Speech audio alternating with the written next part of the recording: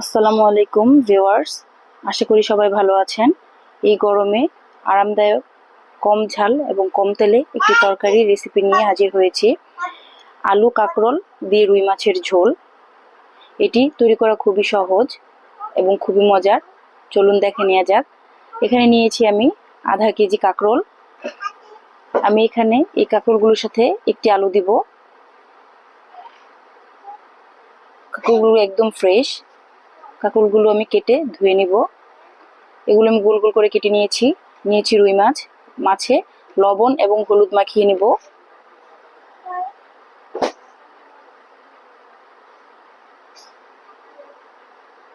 আমার হলুদ এবং লবণ মাখানো শেষ। কড়াইতে তেল দিয়ে তেলটা গরম করে মাছগুলো ছেড়ে দেব। মাছগুলো একদম বেশি ভাজা করব না, হালকা ভাজা করব। এপিট ওপিট করে অল্প করেই ভেজে নিব। বেশি লাল করে ভাজলে মাছটা শক্ত হয়ে যাবে, খেতে ভালো লাগবে না। মাছটা ভাজা হয়ে গিয়েছে, এখন উঠিয়ে নেব।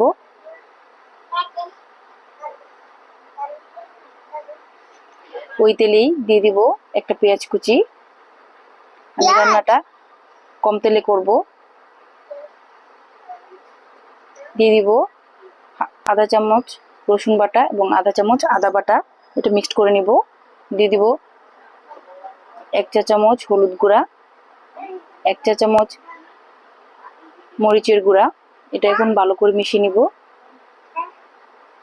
মশলাটা যাতে পুড়ে না যায় সামান্য একটু পানি দিব। দিয়ে দিব স্বাদ মতো লবণ, ভাজা জিরার গুঁড়া 1 চা চামচ। এখন মশলাটা ভালো করে কষিয়ে নিব। আমার মশলাটা কষানো হয়ে গেছে, এখন দিয়ে দিব কেটে ধুয়ে রাখা আলু এবং কাঁকরোল। মশলাটার সাথে সবজিগুলো ভালো করে মিশিয়ে নিব। এগুলো আমি 4 থেকে 5 মিনিট ভাজবো। এখন একটা ঢাকনা দিয়ে ঢেকে দিব। ঢাকনাটা উঠিয়ে একটু নাড়িয়ে চেড়িয়ে দিব যাতে নিচে দিয়ে লেগে না যায়। তরকারিটা আমি মিডিয়াম আঁচে রান্না করব। এখন দিয়ে দিব 2 কাপ পরিমাণ গরম পানি।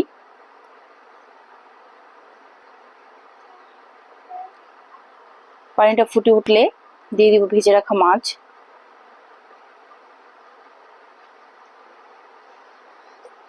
এই রান্নাটা করতে খুবই অল্প সময় লাগে, খেতেও অনেক ভালো হয়। আমার মা এইভাবে রান্না করেন, আমার মায়ের কাছ থেকেই শেখা এই রান্নাটা। এখন উপরে ছড়িয়ে দেব ফালি করে রাখা কাঁচামরিচ। এটা আপনারা আপনাদের স্বাদ অনুযায়ী দেবেন, ঝাল কম দিলেই ভালো হয়। আমাদের টপ থেকে উঠিয়ে নিব কিছু ধনিয়া পাতা। এই ধনিয়া পাতাটা আমি দিতে খুব পছন্দ করি তরকারিতে। ধনিয়া পাতা দিলে তরকারির টেস্ট অনেক বেড়ে যায়। পাতাগুলো ধুয়ে কেটে নিব। নামানোর কিছুক্ষণ আগে ধনিয়া পাতাটা উপরে ছড়িয়ে দিব। আমার রান্না প্রায় হয়ে এসেছে। এখন চুলার আঁচটা একটু কমিয়ে